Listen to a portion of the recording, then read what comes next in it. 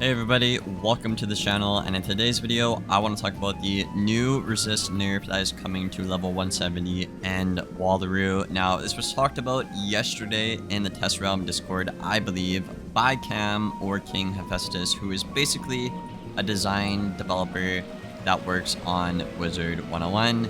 I'll have the screenshot up on screen right now for you guys to look at. I know it's a lot to take in probably, you might be a little confused, and I'm going to break that down for you guys real quick right here.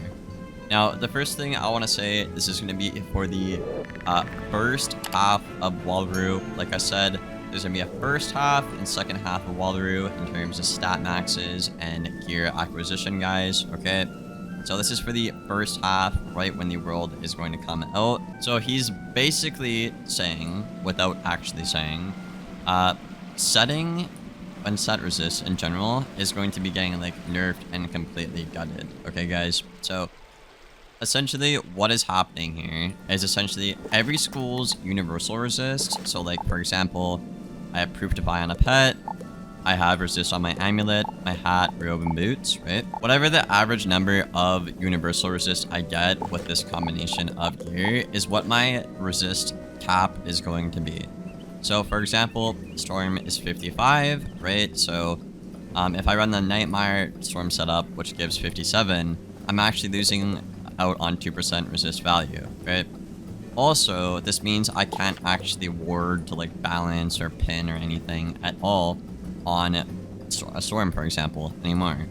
Because that resist will automatically get gutted back down to 55, even though I have like, you know, 60, 66, for example. Now, this is a very, very good change because this actually allows the better player, for the most part, to actually win the game. What you saw in PvP for the past year or two, ever since Novus, actually, is people could set super hard with double ward on their pet and like double pin on their hat and their obviously their boots. So what you would see oftentimes is if you're on a good school, like any of the defensive ones right now at max level, you'd have a pretty standard pet like this, and then you would basically have a pin to pin or ward to 4 schools, and if you played those schools, you would just win to them if you were a good player. So I know I'm on a Storm right now, which is like the worst school at max level alongside a Fire, but for example, if I was on like a Myth and I had, you know, like pin to these 2 schools and ward to those 2, I would have a very, very hard time losing on a Myth if I'm a good player. So essentially this update is going to be making players not be able to set super hard anymore, and this was a problem because people would they would target other people in Q-Snipe if they were like a content creator or they had rank in general or you didn't like somebody. You would target them and like set for them with like a ward or pin that you don't normally do. So this will severely decrease the amount of Q-Snipes going on in the arena for creators and high-rank players alike. This also will basically have the game be a lot more balanced and easier to design by Kingsisle.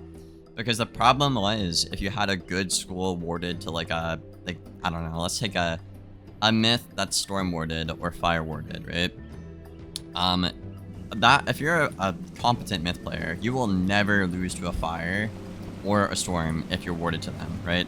Because your school naturally is already better than them, but you had the stat slots to sacrifice 2 talents for those 2 wards, basically to automatically win when you don't really need to play much, you don't have to play coherently, you don't have to take better trades, right? So setting this hard just incentivized people to Q-Snipe and get comfortable with playing bad in general. So I think the skill ceiling for PvP is going to go up. I think, you know, sniping and, you know, targeted harassment is going to go down, which I think is a very, very good. I'm extremely happy that they are doing this. Now, don't get this twisted, guys. Like I said, normal resist, like your universal resist with your hat, robe, boots, amulet, pet, right? Your average universal resist with all this combination with max level gear, the amulet, and the pet, that is going to be normal, right? That is not getting nerfed with this update, okay? Worst case scenario, you're maybe gonna lose to universal resist, like the Storm example, right? The Nightmare setup is 57. resist when my cap is 55. So, okay, I'm losing 2 resist there, right? That is the worst case scenario for like every single school. But they did a very good job with getting the average universal resist with the stats here. So I do want to give Kingsisle credit for that. Great job there. And personally, I'm just looking forward to, you know, not seeing people set out their ass with like, you know, like double pin here, like I have, and like double ward, you know, because I think players now are going to have to be more accountable and more responsible than ever in PvP, you know. Your actions are actually going to have, you know, consequences in PvP now. You can't just slap on a ward and just win and not have to play the game. For example, right, if I'm on my death or my balance, if you guys watch my stream at all, right, I don't need to pin or ward to like a bad school like Fire or Storm. I'll beat them all the time, right?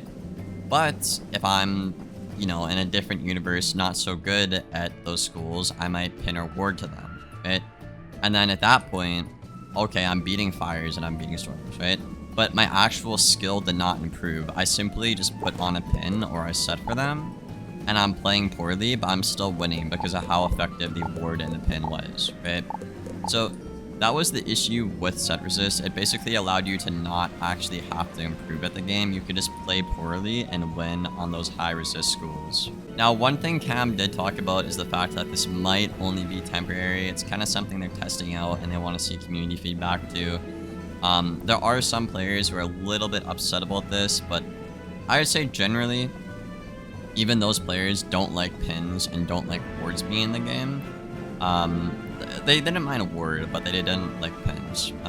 Because pins are just kind of stupid. Resist pins, like shield pins like this, right? Because it just simply is free and it allows you to win automatically if you're a good player. But the counter argument for keeping ward and pin into the game is essentially some matchups don't work, right? So for example, right, Storm is Death's best matchup, right? So on a Storm, basically no matter what I do, I'm destined to lose that game, right?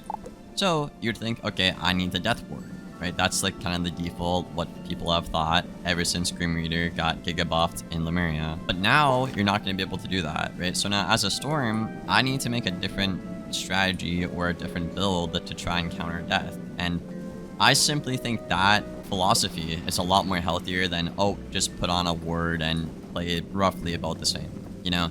I think it's healthier for the game to actually make different builds, different setups. I think it's better for Kingsisle. I think it's better for the health of the queue and the community as well. That being said, do I think there should be matchups in the game where you can just still, you know, lose automatically? Like if I'm a Storm and I queue an Ice, a Balance, or a Death, I probably know I'm gonna lose that game, you know? I can still win, obviously, right? But I think that's what players don't like, and that's the argument as why they want to keep at least ward in the game, right? Is there's matchups you're destined to lose, and the player doesn't like that control being like stripped away. Like I don't like going into the game and seeing my opponent and being like, oh, I'm probably going to lose, right? I want to play any school and feel or like get the illusion that it's an even match whenever I'm going in. I think that's a lot of the, what is this saying? The pro ward. I hope that's the, I don't really do politics, but like the pro ward argument, right? Is you want to, you know, there's bad matchups from Kingsisle game design, so you want to ward to those because they feel unfair, right? But if the game was balanced a bit better to the point where you didn't feel like you needed the ward, maybe, you know, that wouldn't be such a big deal, you know? And I did want to talk about the, like I said, like the pro ward argument in this video as well, because I'm certainly celebrating this, and a lot of the community as well is extremely happy. Like the feedback I've seen in my Discord, other Discords, Twitter, just there's so many people celebrating the fact that pin and ward are like getting like gutted basically.